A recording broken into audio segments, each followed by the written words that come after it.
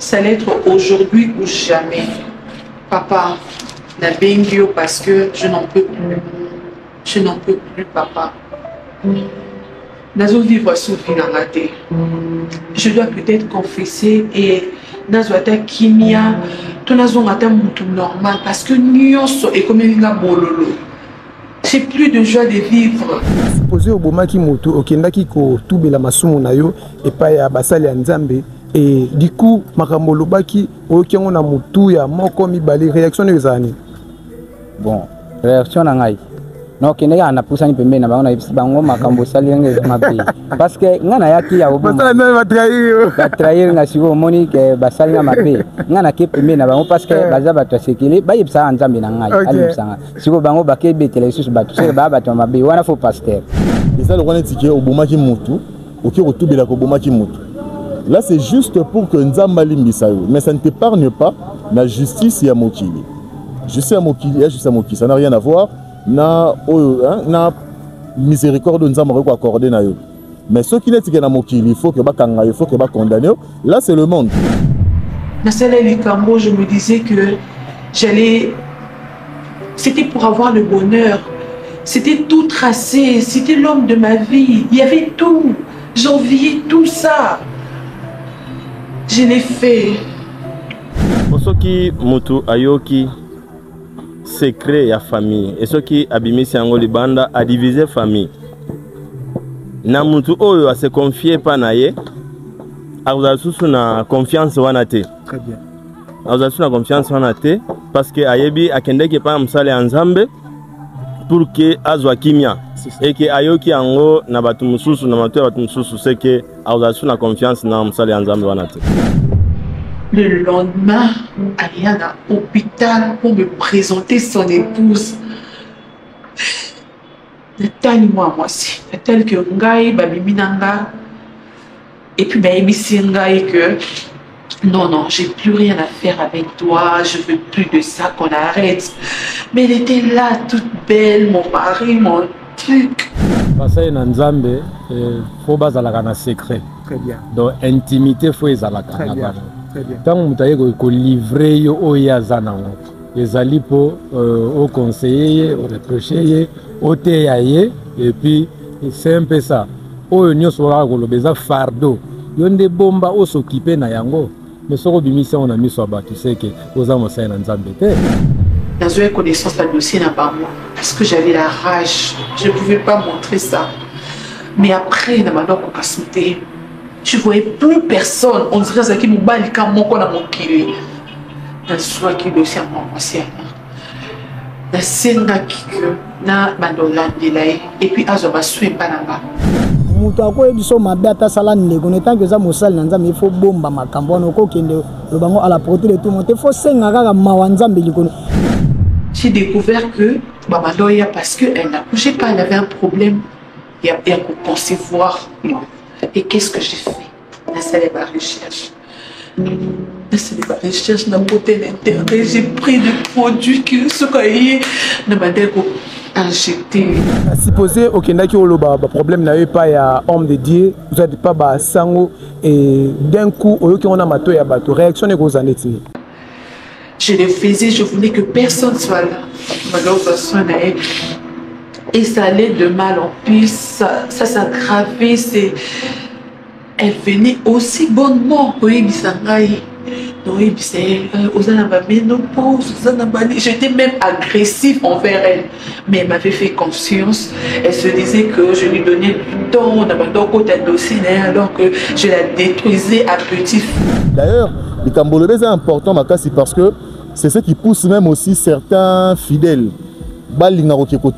Parce que Sobanga sera bête à qui tout belal roi à qui bête la sango lisonae à Rosango comme exemple comme soit té en open messe topé à qui robete lango batum sous na paroisse. Généralement il y a le coup la zamo sel Nzambe ceux qui to solina est secret il faut éthique à la entre bisoni balé et qu'on jamais qu'on traverser qu'on n'est pas mutu mususu.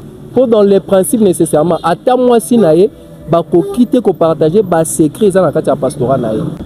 Quand au cœur ça la confession. Il faut tout dire. Parce que quand c'est la confession, ça dit que quelqu'un peut vider mon thème. Alors, face au prêtre, celui qui vient confesser a sa tenue. Il y a vraiment Marambo est poussé à retourner. Donc c'est-à-dire qu'il faut vraiment vider son cœur en confessant justement ma bénédiction surtout au Yosali. Donc je crois que c'est important de le faire. Hello. Bonjour, bonsoir, ça dépend de l'ère à laquelle vous allez devoir suivre Tonton Maurice. Hello Toloba Mengite Tokende Libanda. Tout ça la micro baladère. Oyo te posera ma question concernant le film Nabiso Oyo, Madame Bellevie, Assez la Rabiso. Déjà, la question, elle est simple.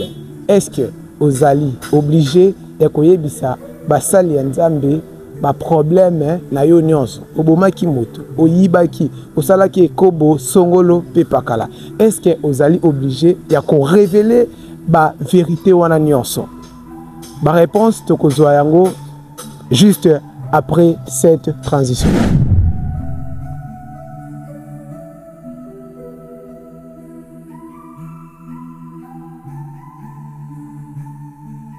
Bonjour. Bonjour monsieur. Comment vous appelez déjà? Je m'appelle monsieur Franck Kenyanga. Monsieur Franck, vous êtes de quelle religion? Je suis de la religion chrétienne, voilà. Précisément des églises de Réveil. Voilà. Il y a une question qui fait couler beaucoup d'encre. Bon, on va poser la question na lingala. Est-ce que tu es prêt à ce que oyebisa ba problème na union so et pas ya pasteur na yo à supposer oyibaki ou ça to bomaki moto? Est-ce que vous êtes obligé oyebisa ba problème na union so? Selon façon pasteur nanga tangi singa naza censé to obligé à confesser ba makambo nanga pa na ye. Donc natalicie par exemple quand on aura baptême, pasteur a posé biso ba question, o salaki nini oyibaki olongolisaki mona batuzemi. Donc vous êtes censé pour confesser ma kamtouana. Mais sauf qu'il y a des préjugés où tu développes des stéréotypes où tu dois par le passé.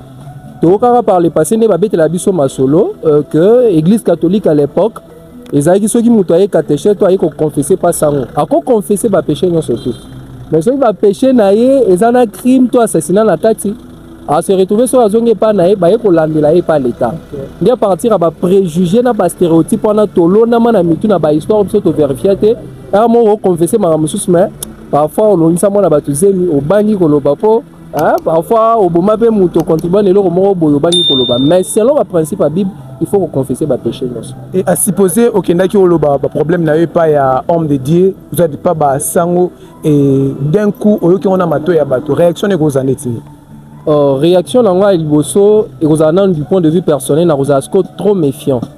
Na rozapenda na relation na confiance te ya ko betela sango to mosala nzambe musu ba vérité nanga parce que toza batu au betelier ake apanzio parce que généralement il lokola za mosala nzambe ceux qui to solina est secret il faut éthique la entre biso mibale et ko ki jamais ko traverser ko ke ne pas mutu musu pour dans les principes nécessairement ata moi si na ye ba ko quitter ko partager ba secret za na kati ya pastorat na ye il faut éthique la confidentiel. Maintenant, mon sala nzambe azo ba ko respecter confidentialité. Les réactions nanga comme méfiant. Atanga sali mabe songolo boy na ko ki ko beta ngo pa na été. Et au contraire na ko bando panga nga mona nzambe biso mibale nzambe ta la sala ki boy. Donc na ba sens wana. Voilà, merci beaucoup to tika la biso yo. Merci. Et voilà. Très chers téléspectateurs, toujours continuer to rezoa ba avis ya batu mususu le rwande ko na biso Nathan. Frère Nathan, super. Toi la question moko to za posa. Bonjour. Bonjour. Excusez pour le dérangement. Déjà, comment vous appelez? Je m'appelle Nathan Mambi. Voilà, monsieur Nathan, vous êtes de quelle religion? Je suis chrétien catholique. Voilà, chrétien catholique, ça tombe vraiment bien. Monsieur Nathan, à supposer au Kindaki Kotubela, Masumu na yo pa ya Mosali ya Nzambe. Déjà, est-ce que ça malamu toye bisaye ba problème na biso nyonso? Bon, à la base oui, logiquement quand au cœur de la confession, il faut tout dire. Parce que quand c'est la confession, ça dit que quelqu'un peut vider mon thème. Alors, face au prêtre, celui qui vient confesser, à sa tenue, il y a vraiment Marambo est poussé à retourner. Donc, c'est-à-dire qu'il faut vraiment vider son cœur en confessant justement ma bénédiction surtout au Yosali. Donc, je crois que c'est important de le faire. Et à supposer qu'il y a un problème, déjà ta réaction serait comment? Non, ça m'a bien cassé. Parce que même prêtre Bangomoro, baza tenu, il y a koloba na batute ou même pendant ba homélie na bango la messe, baza tenu te ya kobimisa secret to ba confession à batou baloba yango publiquement ça le rôle la secret professionnel donc esuki kaka wana na confessionnal tant ba kei pour la maramusu tant ba kei pour na ba omeli baza tenir koloba yango te. D'ailleurs le kambolobe c'est important makasi parce que c'est ce qui pousse même aussi certains fidèles balinga ko to belate parce que so banga sera bête à qui tout belal roi à qui bête la sango liso na e a rozango comme exemple mkumso ate yango pe na messe topé à qui robete lango batum sous na paroisse. Et d'après vous êtes aussi journaliste Nathan, est-ce que vous conseillez batu ceux qui besoin ba problème na bango ba kindaka ba yebisa basala nzambe ou soit ba ko kozala na moi discrétion moko boye parce que ça vie privée na bango pe. Bon, discrétion c'est importante hein. Tout négliger aspect discrétion. D'abord, la confession n'a rien à voir avec tout ce qu'on peut bien imaginer dans Moutou Nabiso. Problème Nabiso vis-à-vis de Dieu. Mais ce qui n'est pas Mokili, exemple, et ça le roi n'est au Boumaki Moutou, au Kirotou Belako Boumaki Moutou. Là, c'est juste pour que Nzambali Mbisayo. Mais ça ne t'épargne pas la justice et à Mokili. Justice à Mokili et justice à Mokili. Ça n'a rien à voir. Na miséricorde nous avons accordé na yo. Mais ce qui n'est pas mokili, il faut que bakanga, il faut que condamné. Là c'est le monde. Confession eza nzambe yo na nzambe na yo. Ce qui mokili rokanga yo mais nzambe pona ye a limbisi masumu na yo et c'est ça. On attend ki ko confesser masumu na ngai lobi baye bakangi ngai. Moni te côté on eza ko la moi sérénité ou soit moi ko loba vérité pas basala nzambe. Justement, na otiko bango kuta un moment awa elo pesa la rabatu moi mingi balinga ko confesser te yango wana mutu muso ko kanisa que quand on qui reçoit la confession automatiquement donc il y aura sango sur les kambunaye abombi yango aki robeta yango na messe aki robeta lango batu ça fait en sorte que batu mingi basa pa na moi ko banga wana. Mais ce qui est quand même vrai c'est que tout ko balika mo ya discrétion awa qui est aussi quand même important que madame la homo peut-être au bon bien opé pour na yomoko de telle sorte que peut-être yomoko bani na ruluka solution na yango peut-être la minute wana au tout beli lelo lo yakangio. Qu'est-ce qui dit que sango nem dalobi yango te? Qu'est-ce qui dit que sango pe nem dalobi yango? Peut-être que m sous par mégarde de betela mutu mo beli sola monaki ça peut être le cas.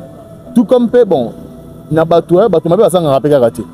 Peut-être que par inadvertance un prêtre repère au keko lobelika moko bwana pour retirer pas attention à tout qui relouquer les années ni finalement quand mutango.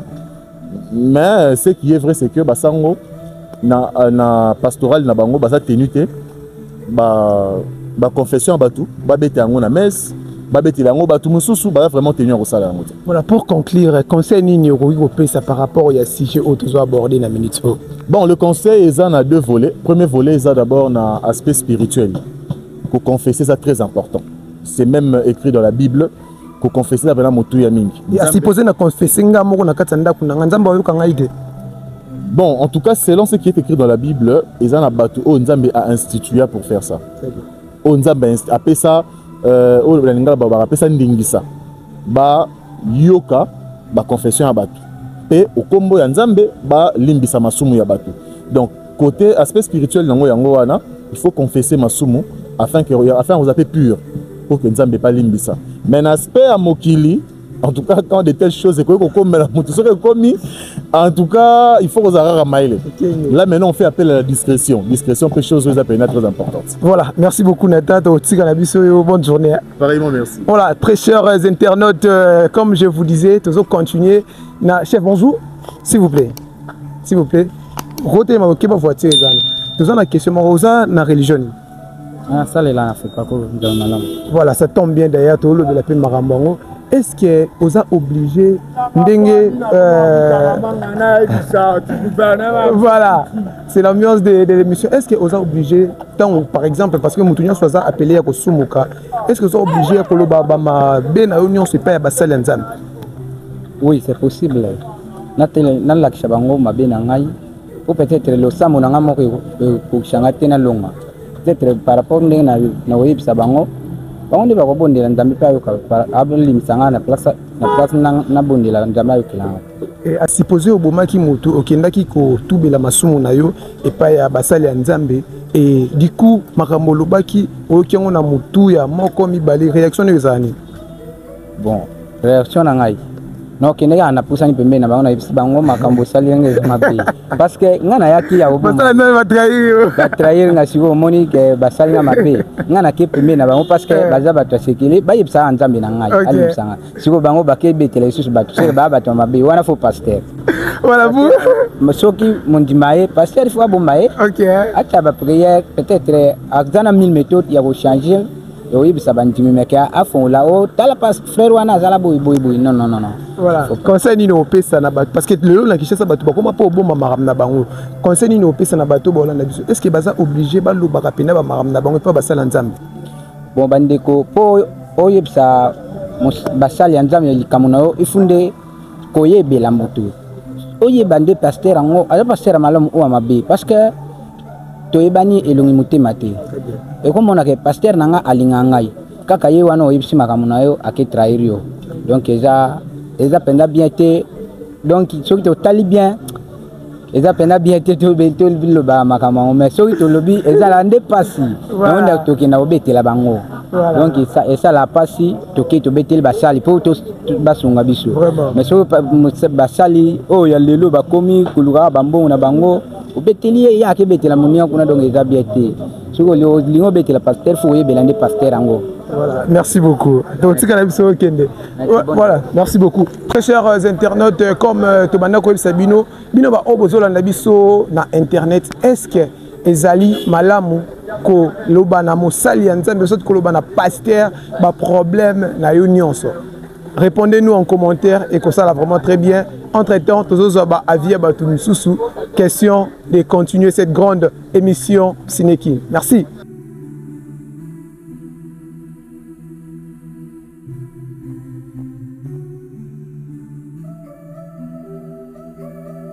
Déjà, où semble là?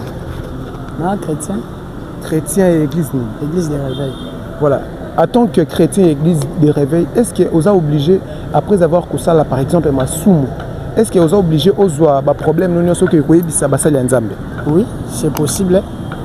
Pour nani il faut qu'il nous ait mais aza mosali na nzambe fona yendo yebisa ye po aza na Saint-Esprit kati na ye c'est tout à fait normal fona yebisa ye kachango pourquoi et à supposer au bomaki motu OK ko yebisa mosali ya nzambe et un bon matin bakangi yo réaction aux alani bon soki na ka ya wana c'est que mosali ya nzambe aza mabe pourquoi puisque soki na keye pa mosali na nzambe na kyo yebise mabe ngana ata na bomaki bato mais pas nzambe otanga ngoto pourquoi na na moment ignorance mais tant on a ke pa na ye tant on a yebise ba biloko wana ya encore que dévoiler séquence soit dévoiler séquence on ne nzambe na juger si on n'a pas wana très bien et conseil ni no pesa na basala nzambe o peut-être mutaye ko loba mabe na ye mais et comme na mato ya bato conseil ni no pesa azolanda ye wana bon tala ye wana moi, je suis chrétien et puis je suis prédicateur de la parole de Dieu. Comme ceux qui sont dans l'ancienne alliance,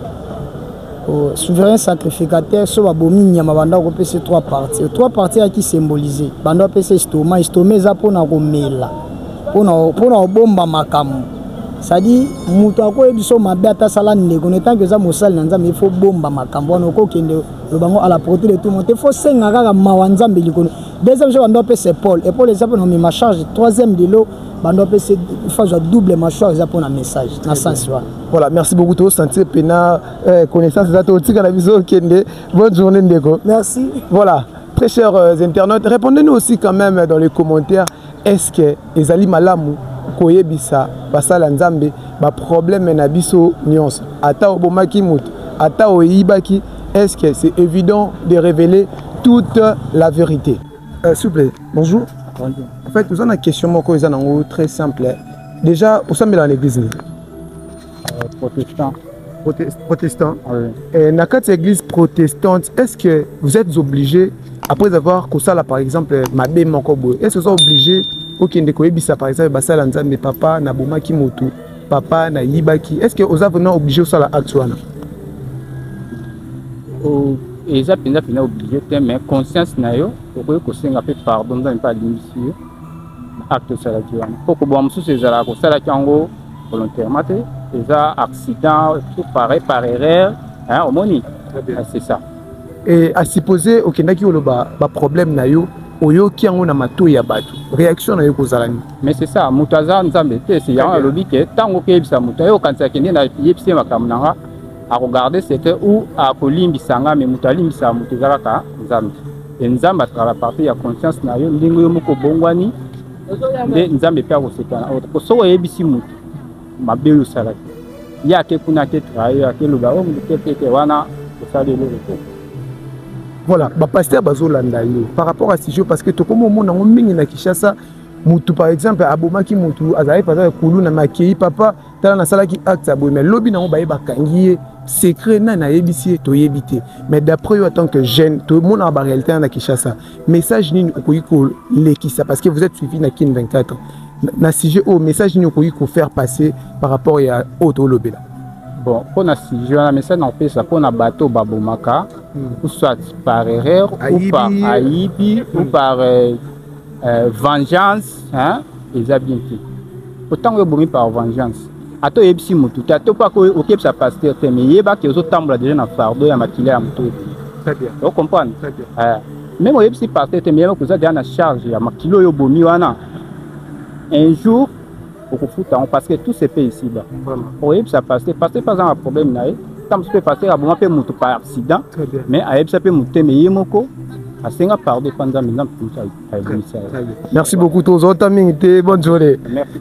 Voilà, très chers internautes, très chers téléspectateurs, tous autres avis il y a tout par rapport il y a sujet je pense ça fait couler beaucoup d'encre. Bonjour papa, s'il vous plaît. Comment vous appelez déjà? Moi je m'appelle Joseph. Monsieur Joseph, vous êtes de quelle religion? Catholique. Voilà, ça tombe d'ailleurs, poussez-vous un peu comme ça. Monsieur Joseph, est-ce que vous êtes obligé, après avoir commis un acte, genre tuer une personne, voler, est-ce que vous êtes obligé de révéler toute la vérité aux hommes de Dieu? Oui. Pourquoi vous êtes obligé? On appelle la confession, c'est l'une des sacrements. Ok. Oui. Et à supposer, vous avez eu à poser cet acte-là, et un bon matin, Oyoki, du solo beta qui n'a pas tout yabat. Parce que comme on a Kinshasa, au Kenaki au Toubela, mais Toyoki on a pas tout yabat. Réaction aux alani. Bon, réaction nangai ezaka ya indignation parce que ngana sala ki devoir nangai en tant que chrétien catholique na kende ko se confesser. Mais siko so qui musali nzambe a dévoilé yende asali lisumu parce que ezana boko ya oyo basali bilako ke secret ya Toubela et Bimagalibanda te. Très bien. C'est ça. Et Bimagalibanda. Alors ce qui est abimisi a dévoilé secret wana, c'est lui qui a péché. Voilà, tu as cette opportunité Mukilezo Landayo à travers CG Oyo, il y a des pasteurs, il y a des hommes de Dieu, il y a des frères au bazab évangélistes, bayo kaka ba secret à batou. En tant que papa congolais, message nini oiko transmettre na canal autopesio par rapport à CGO. Bon, message ezaka moko. Pour ceux qui mutu ayoki secret ya famille et ceux qui abimisi yango libanda a divisé famille. Na mutu oyo a se confier pa na ye. Auzasusu na confiance wana te. Très bien. Auzasusu na confiance wana te parce que ayebi akendeke pa msale nzambe pour que azwa kimia et que ayoki yango na batu mususu na matu batu mususu c'est que auzasusu na confiance na msale nzambe wana te. Voilà, merci beaucoup papa. Bonne journée. Merci. Voilà, très chers internautes, tous à la balabala, tous aux avis et à Batou par rapport à CG Oyo. Très chers internautes, répondez-nous dans les commentaires. Est-ce que vous êtes obligés de révéler toute la vérité aux hommes de Dieu? Répondez-nous en commentaire. Je crois, dans Rosana, plaisir, Yamba, papa Nangai. Bonjour mon fils. Bonjour papa. Comment vous allez? Oui, ça va très bien papa. Et c'est pour moi un réel plaisir. Et on a un sujet qui est vraiment pertinent. Déjà, on se présenter pas bateau dans ce Bolandayo. Comme l'angai papa nono Bunda Pembele na Musisa, mais baïbinga na kombo ya Daniel. Je suis le père de celui-ci que vous voyez devant moi. Voilà. C'est mon fils. Voilà, je suis très honoré, papa. Et vous êtes déjà de quelle religion, papa? Oh, je suis du protestant, je peux dire. Ok. Nous sommes de nouveaux dans les réveils. Voilà, merci beaucoup. Et la question, elle est vraiment si simple. Est-ce que nous sommes dans l'église protestante, est-ce que vous êtes obligé de la vérité dans l'union et pas de la Nzambe? Pourquoi pas? Vérité est la vérité. Vérité, on a fait à Messate. Vérité, ça toujours l'icolo. Vérité, Kangolaka. Vérité, la vérité l'hiver, quoi. Et à supposer que vous êtes obligé de faire na bomaki na ibaki na salaki boy. Tant que la vérité, il n'y a rien à cacher. Parce que la vérité, ici, vous allez épargner peut-être quelque part. Très bien. Na bomaki mutu. Tant que kanginga yeke batuninga ke na bomaki mutu oui na bomaki. Monika ta ba peine balinga ba pesa ngai kozala ce qui réduit ce ndenge nini. Donc vérité est bien. Et à supposer au Kenagi pa mosala nzambe olobi mabe na onyoso oyoki ngo na matoyi ya batu na matoyi ya bana réaction na yo kozala nini? En tout cas basaye na nzambe faut bazala na secret. Très bien. Donc intimité faut ezalaka. Très bien. Très bien. Tant que mutaye ko livrer yo oya zanango. Ezali po au conseiller, au reprocher, au teyaye et puis c'est un peu ça. Oyo nyoso la ko lobeza fardeau. Yonde bomba o s'occuper na yango. Mais ce que on a mis sur bas, tu sais que aux hommes c'est un zambété. Voilà, nous entendons vraiment la sagesse. Papa a aux na Kin 24 télévision par rapport à CG Oyo de manière très sage. Message nini oiko transmettre na bato nyoso ba Holanda yo. En tout cas, na sepeli mingi na émission Oyo vraiment Oyo nyoso a chance d'opportunité à passer la télévision Kin 24 à la peine le bienvenu parce que les chaînes où ils ont les plus suivis na minute na Kinshasa pe na Congo Mobimba monde pourquoi pas. Voilà. Merci beaucoup de votre voilà, très chers téléspectateurs, très chers internautes. Voilà mon vieux week-end Utsagaya. Voilà. Donc c'est l'ambiance de cette émission. Tout à vraiment Libanda question d'avoir les différents avis concernant si je n'y vraiment je pense que ça sera la dernière personne. Bonjour papa. Papa bonjour. S'il vous plaît. Voilà. C'est vraiment difficile d'avoir les avis. Mais quand même, c'était pour nous un réel plaisir de présenter cette grande émission, la grande famille. Tokokuta nakaka nasuka nenge toko conclure film Nabiso meurtrière. Nous vous prions la famille de pouvoir suivre le film en long et en large parce qu'il y a des pourparlers. Merci.